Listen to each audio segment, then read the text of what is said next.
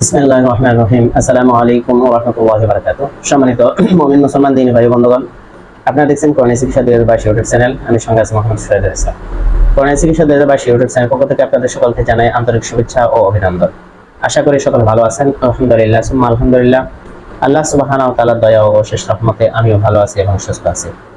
তো ইনশাআল্লাহ আজকে আমরা আলোচনা করব ঘুমের মধ্যে জিন আসর পড়লে সেটা দূর করবেন কিভাবে, অথবা কোনো বাচ্চা যদি ঘুমের ভিতরে কান্না করে, ঘুমের ভিতরে হঠাৎ করে ঘুম থেকে উঠে গেল, হঠাৎ করে চিল্লাপাল্লা শুরু করলো, কান্নাকাটি শুরু করলো, হঠাৎ করে বাচ্চা ঘুম থেকে উঠে বাহিরের দিকে বের হয়ে যাচ্ছে, ঘর থেকে বের হয়ে যাচ্ছে, এবং ঘুমের ভিতরে বাচ্চা আজে বাজে কিছু বকতেছে, কথা বলতেছে, এবং ঘুমের ভিতরে যদি কোনো বাচ্চা কি করে এরকম ভাবে কিছু হাঁটাচ্ছে, কিছু খাচ্ছে মনে হচ্ছে, এই সমস্যাগুলো যে সমস্ত বাচ্চাদের হয় এবং যে সমস্ত বড় যারা আছে তাদেরও যদি হয় সমস্যাগুলো, তাহলে সমস্যাগুলোর সমাধান এবং সমস্যাগুলোর সমাধানের জন্য কোরআনের চিকিৎসার মধ্যে থেকে কোন চিকিৎসাটা আমরা পাই, ইনশাআল্লাহ ওই চিকিৎসাটা নিয়ে আজকে আলোচনা করব। তো ইনশাআল্লাহ এই সমস্যা আমরা অনেকেই ভুক্তভোগী, এজন্য বিষয়টা আমাদের জন্য অত্যন্ত গুরুত্বপূর্ণ। এজন্য ইনশাআল্লাহ আমরা ভিডিও শুরু থেকে শেষ পর্যন্ত দেখব। আশা করি দেখতে পারলে আমরা বুঝতে পারবো এবং আমলটা করতে পারবো। দেখা যায় আমাদের বাচ্চা যদি যখন কান্না করে, ঘুমের ভিতরে চিল্লাপাল্লা শুরু করে, তখন আমরা কবিরাজের কাছে দৌড়াই, কবিরাজের কাছে যাই। হ্যাঁ, কবিরাজ চিকিৎসা দেয় এবং সুস্থ হয় বাচ্চাটা। কবিরাজ কি দিয়ে চিকিৎসা দেয়? সে কোরআন দিয়ে। তো ওই কোরআনটা যদি আমরা নিজেদের ভিতরে নিজেরা আমল করতে পারি, তাহলে ইনশাআল্লাহ অবশ্যই আল্লাহ তাআলা আমাদেরকে মুক্তি দিবেন। আমাদের আমলের মাধ্যমে আমাদের সন্তানদেরকে, আমাদেরকে শয়তানি শক্তি থেকে এবং জিনের আসর থেকে আল্লাহ তাআলা মুক্ত রাখবেন। তো চলুন আমরা শুরু করি মেইন আলোচনা শুরু করার পূর্বে আমার ছোট্ট একটা রিকোয়েস্ট, যারা কোরআনী চিকিৎসা চেম্বার এবং কোরআনী চিকিৎসা 2022 ইউটিউব চ্যানেলে নতুন আসছেন, অবশ্যই চ্যানেলটিকে সাবস্ক্রাইব করে যাবেন। তো চলুন কথা না বাড়িয়ে আমরা মেইন আলোচনা শুরু করি। জিন আসর করলে একজন মানুষকে যখন রাতের বেলায় যে সমস্যাগুলোর কথা ইতিপূর্বে আমি বলেছি, সমস্যাগুলো যাদের হয় তারা আপনারা প্রথমে ওযু করবেন। প্রথমে ওযু করে নিয়ে কোরআনুল কারীমের ওযু করে নিয়ে আপনারা বসবেন।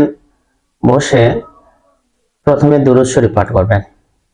দুরূদ শরীফের ভিতরে আমাদের চিকিৎসার ক্ষেত্রে যে দুরূদটা পড়তে আমরা বলি সেটা হলো দুরুদে শিফা।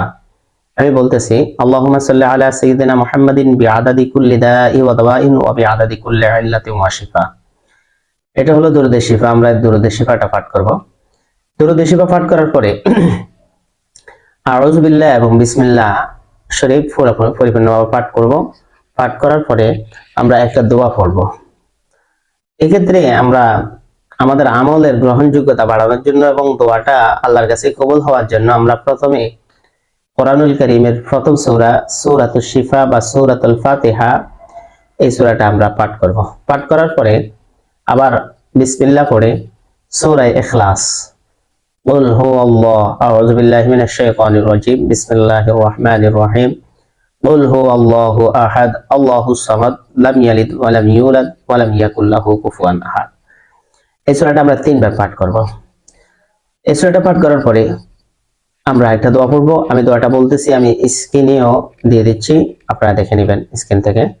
আমি দোয়াটা পাঠ করতেছি, বিসমিল্লাহিল্লাযী লা ইয়াদুররু মা ইসমিহি শাইউন ফিল আরদি ওয়ালা ফিস সামাই ওয়া হুয়াস সামিউল আলিম।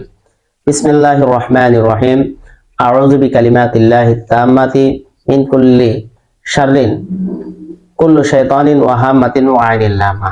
এই দোয়াটা আরেকভাবে এভাবে আসছে, আউযু বিকালিমাতিল্লাহিত তাম্মাতি মিন কুল্লি শাইতানিল হাম্মাতি ওয়া মিন কুল্লি আইনিল লামা, এভাবেও পড়তে পারেন। এরপরে বিসমিল্লাহিল্লাযী লা ইয়াদুররু মা ইসমিহি শাইউন ফিল আরদি ওয়ালা ফিস সামাই ওয়া হুয়াস সামিউল আলিম, এই দোয়াটা পাঠ করবেন। পাঠ করার পরে এরপরে আরেকটা দোয়া আছে। দোয়াটা শুরু দিয়ে বাবা আল্লাহুম্মা ইন্নী আউযু বিকা মিন শাররিল আহলামি। স্ক্রিনে যে দোয়াটা দেখতে পাচ্ছেন, প্রথম যে দোয়াটা, এটা হলো প্রথম পাঠ করবেন বিসমিল্লাহ সহকারে। এরপরে নিচে দিয়ে যে দোয়াটা দেখতেছেন, আল্লাহুম্মা ইন্নী আউযু বিকা, আল্লাহুম্মা ইন্নী আউযু বিকা মিন শাররি সাওয়াইল আহলামি, এখান থেকে এই দোয়াটা পরে পাঠ করবেন। পাঠ করার পরে এই দুটা দোয়া পাঠ করার পরে আপনি কিছু পানি নেবেন এবং কিছু তেল নেবেন। কিছু তেল এবং পানিতে পো দিয়ে ওই পানিগুলা ওই রোগীকে খেতে এবং 7 দিন গোসল করতে দিবেন এবং ওই তেলগুলা তার শরীরে মালিশ করে নেবেন। এবং যে রোগী, যে বাচ্চা, ও বাচ্চাকে এই আমলটা করে আপনি ফু দিবেন। ইনশাআল্লাহ আল্লাহ তাআলার কালামের উসিলায় এই দোয়াগুলোর স্পেশাল সুপার পাওয়ার মাধ্যমে আল্লাহ তাআলা এই দোয়াগুলোকে কবুল করবেন এবং আপনার যে সমস্যা আছে সমস্যা থেকে ইনশাআল্লাহ অবশ্যই মুক্তি লাভ করবেন। আল্লাহ তাআলা মুক্তি দান করবে। এই ছিল আজকের আমল।